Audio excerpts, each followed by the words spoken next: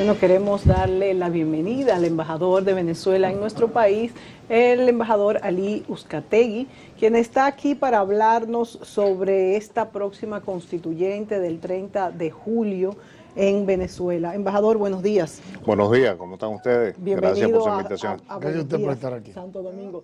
Embajador, hemos visto que ayer se celebró en Venezuela un plebiscito avivado, vamos a decir, por la oposición, donde hubo pues vamos a decir, una asistencia masiva. Entonces yo quiero saber, este plebiscito estuvo avalado por el Parlamento, pero no por el Poder Ejecutivo, y por ser así no tiene validez legal. Sin embargo, yo quiero preguntarle si cada uno de los bandos en Venezuela hace su llamado y cada uno tiene éxito en su llamado, ¿no va a ser esto un problema para el país sin un juez imparcial que pues haga de refereeing, de ampalla, ¿verdad? Un umpire. Claro, entonces, ¿cómo el pueblo venezolano va a quedar conforme si cada uno de los bandos hace un llamado individual? No van a sentarse. Sí, he visto en las noticias esta mañana que Nicolás Maduro estaba llamando a un diálogo, no sé si será cierto, cuál será su intención definitiva. ¿Cuál es el llamado que hace Maduro y qué es lo que él propone en esa constituyente del 30 de julio? Bueno, primero y principal, si hay un referee. El referee es la Constitución de la República Bolivariana de Venezuela. Mejor juez histórico, nuestra Constitución. Ahí están todos los elementos válidos desde el punto de vista democrático y político para establecer cualquier actividad electoral, postelectoral o preelectoral. La actividad que ayer surgió, no solamente en Venezuela, porque vimos también la respuesta y el accionar de muchos venezolanos y de algunas agrupaciones que apoyaron a estos venezolanos, por nacionales todos, a cumplir una actividad política. Eso de darle un nombre de plebiscito, primero que no aparece en la Constitución. Segundo, no aparece en nuestras normas legalmente constituidas. Por lo tanto, estamos hablando más bien de una actividad proselitista. Estamos hablando como si fuese una manifestación sobre algo. Está manifestando algo sobre una situación que establece la oposición. Se le ha querido dar el enfoque de plebiscito sencillamente para, como usted muy analíticamente me lo ha dicho, como ver dos bandos. No son dos bandos. Es el gobierno legítimamente constituido desde 1998 a través, y más aún fortalecido el proceso democrático y el concepto de Estado-Nación por lo que es la Constitución de la República Bolivariana de Venezuela. Ayer, más que resaltar esta actividad o este proceso de manifestación de un grupo de venezolanos que adversan al proceso político actual en Venezuela, tendríamos que hablar del ensayo que se hizo para afinar toda la infraestructura tecnológica y, por supuesto, la más importante que es la práctica por parte de los venezolanos para poder ir a votación el día 30 de julio, cuando es que se realiza la constituyente, o mejor dicho, para llamar a todos aquellos venezolanos a votación para la Asamblea Nacional Constituyente, que hay que recordar que son dos sectores, sector territorial y sector sectorial. ¿También se realizó ayer el ensayo de la constituyente? Sí, ayer se hizo el ensayo Pero Venezuela ayer fue un mar. Ayer se hizo el ensayo de la constituyente a nivel nacional, por supuesto, porque esto es una actividad nacional, avalado, por supuesto, por uno de los principales poderes, que es el Consejo Nacional Electoral. Y no vamos a hablar de números porque oficialmente no pudiéramos, porque fue un ensayo, pero se estima de que son unos cuantos millones de venezolanos los que salieron ayer, y lo podemos ver en algunas gráficas y también videos que se han presentado de toda la actividad que se produjo ayer en Venezuela a lo largo y ancho de nuestro territorio. ¿Usted cree que esta constituyente pueda ser la salida a la crisis actual? Mira, hay que recordar por qué la constituyente. La constituyente se realiza en función, primero, de una iniciativa del presidente Nicolás Maduro Moro, al llamar al proceso constituyente, lo cual se lo permite el artículo 348 de la Constitución, y que de alguna forma fue producto ya de un proceso en el cual se venía elaborando y realizando y estudiando desde hace mucho tiempo. Hay que recordar que el proceso de diálogo en Venezuela no es desde 2013 para acá, es desde 1998 viene ese proceso de diálogo. Hay que recordar que el presidente, el excentrísimo presidente de la República Dominicana, el presidente Medina, se dio al territorio nacional para iniciar nuevamente otro proceso de diálogo con la oposición, los cuales allí, como ustedes muy bien lo saben, y todos los televidentes que me están escuchando, que ahí está incluido el doctor Leonel Fernández, Zapatero y otras personalidades que de alguna otra forma han venido prácticamente no incursionando, sino desarrollando la política internacional, porque ese es el gran tema de hoy acá, la política internacional. Y eso es lo que han tratado un grupo de venezolanos que adversan el proceso de la oposición, que aliados con algunos elementos foráneos, corporaciones, ONG, grandes medios de comunicación internacional, tratar de ver otro país. No, tenemos un solo país que es Venezuela, tenemos nuestro problema como cualquier otro país, desde el punto de vista económico, financiero, político, social, ¿por qué no? Y como venezolanos estamos resolviendo nuestros problemas.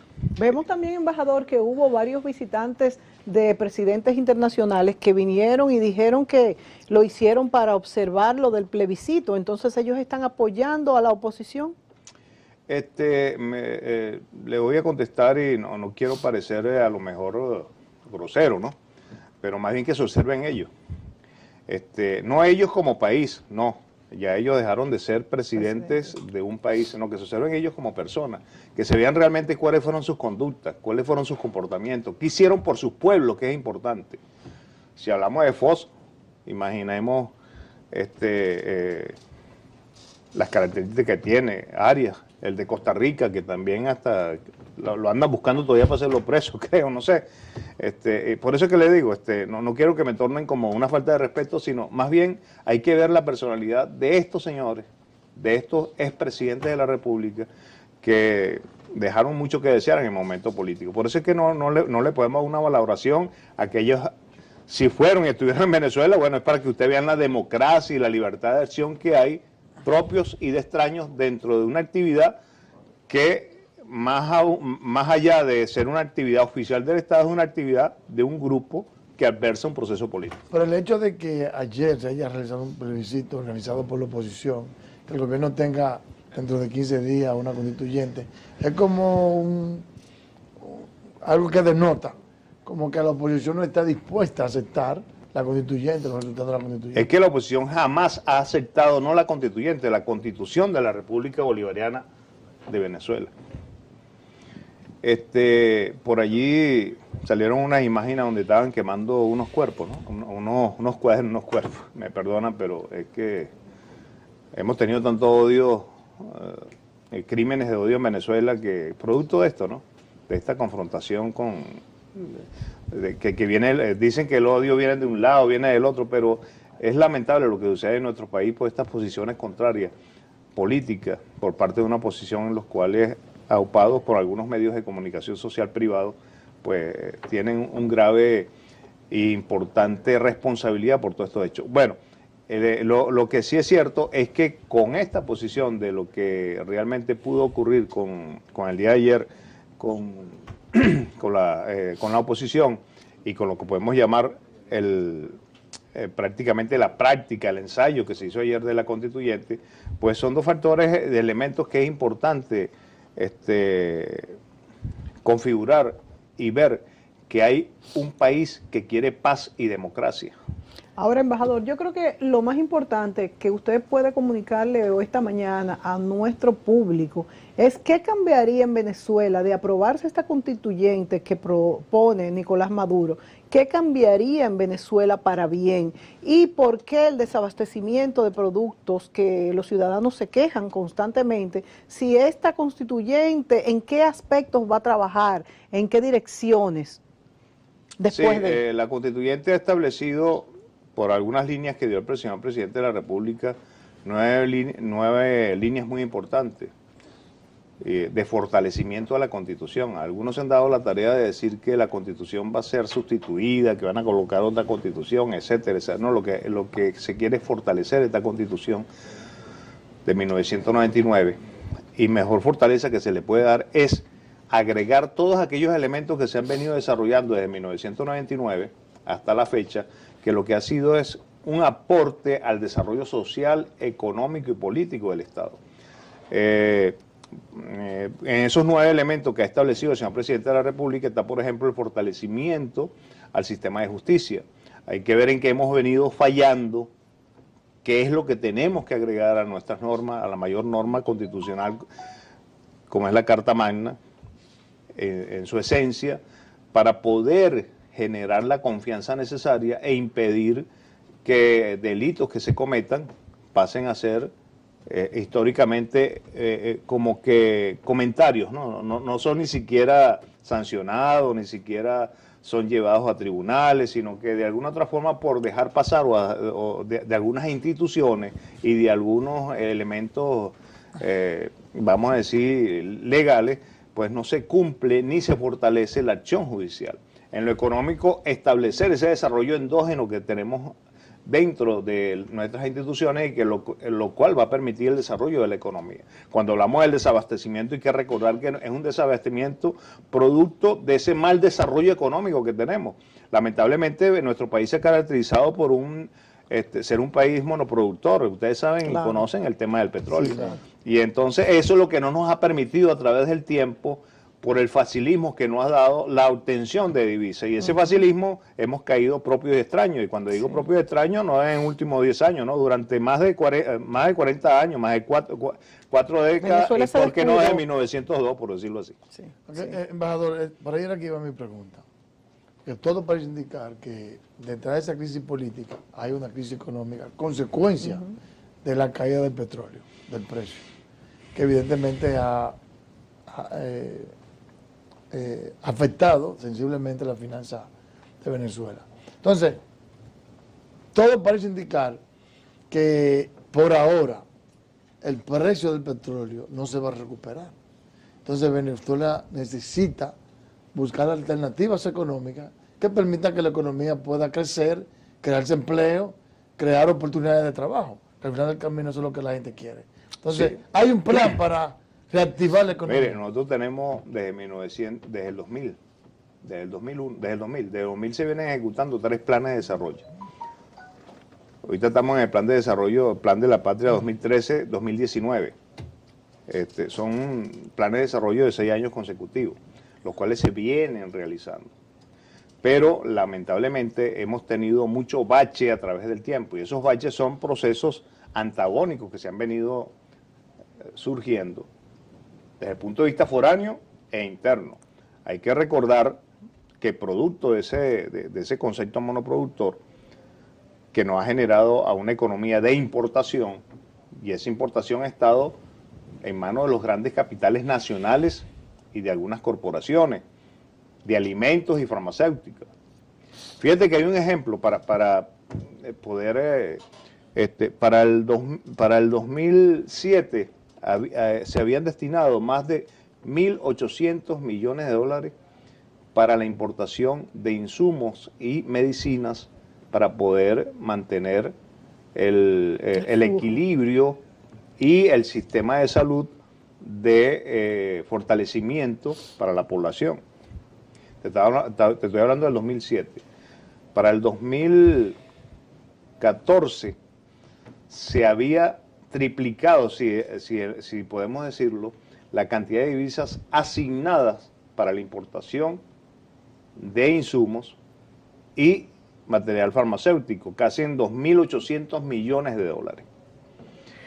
Entonces resulta ser que en vez de mejorar el proceso de abastecimiento, lo que hizo fue que se incrementó el desabastecimiento. Entonces, alguien que explique qué pasó con ese dinero que supuestamente producto de la inflación, porque siempre hay una inflación no solamente en Venezuela, claro, a nivel mundial, se afecta.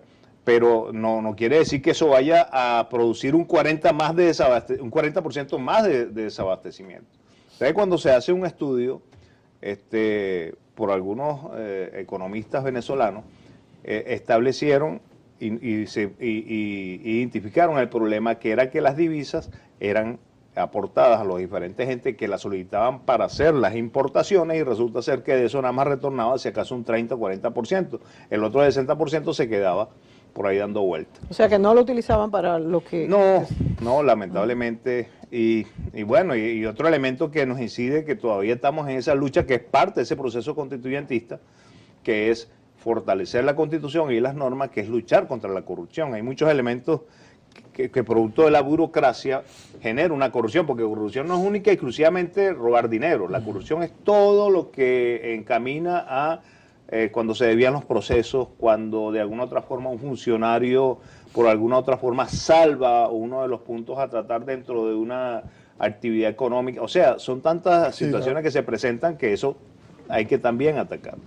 Embajador, hay un punto que no podemos dejar de tocar, y es el punto de la fiscal Luisa Ortega. Luisa Ortega era una mujer sumamente seguidora del régimen de Chávez. Sin embargo, en los últimos días, meses, quizás el último mes, Luisa Ortega se ha declarado, vamos a decir, en contra del sistema, en el sentido de que dice que Maduro está siendo, pues, separatista, que tiene un camino muy rígido. ¿A qué atribuye usted el cambio de actitud de Luisa Ortega, la fiscal general de Venezuela?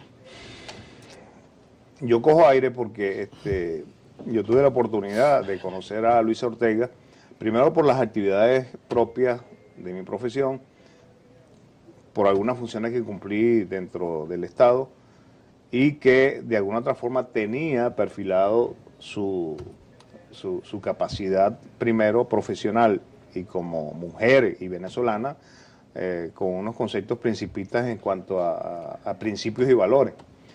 Yo me voy a abstener por no dar unas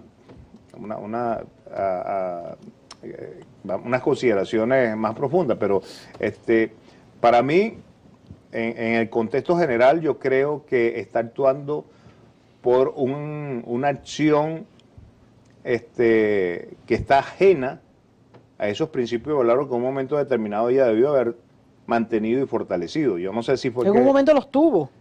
Bueno, ese es el tema. Yo no sé si los tuvo o no los tuvo, porque cada quien, nosotros los seres humanos, tenemos cómo disimular algunas cosas, ¿no? Pero fue por mucho tiempo, embajador. Bastante. O sea que yo no creo que haya sido fingido. Sí, bastante, porque yo creo que en una cuestión de principio lo mejor que pudo haber hecho es haber mantenido un equilibrio de posición. Y fíjate que podemos hablar que en días pasados se presentaron ante la Fiscalía a manifestar un grupo de la oposición, y ella bajó enseguida a atenderlo. Y se apresonó una madre de uno de los afectados, de uno de los que por lamentablemente ese crimen de odio fue quemado en vivo y apuñaleado, y la señora ni siquiera lo atendió. Wow. Ni siquiera mandó a una fiscal a atenderlo. Entonces podemos ver ahí qué balance podemos incluso, hablar. embajador, se habla de tres grupos. Se habla del grupo de la oposición, del grupo de los chavistas, de Maduro, y el grupo de los de Chávez arrepentidos. Sí, no, que los encabeza Luis Ortega. Exacto. Sí. O sea, se habla de ese tercer grupo. Embajador, mire, yo soy un periodista que he observado que los problemas políticos, judiciales, todo, al final del camino se deriva de los temas económicos. Sí. Sí. Y independientemente de los enfrentamientos que tuvo Chávez con la oposición, como él tuvo una economía estable, quizá a consecuencia de que el dólar, el petróleo estaba bastante elevado, pues mantenía estable la economía de Venezuela, e incluso tenía el apoyo de toda la región por el tema de Petrocaribe y eso. Entonces yo quiero insistir en la pregunta de ahorita.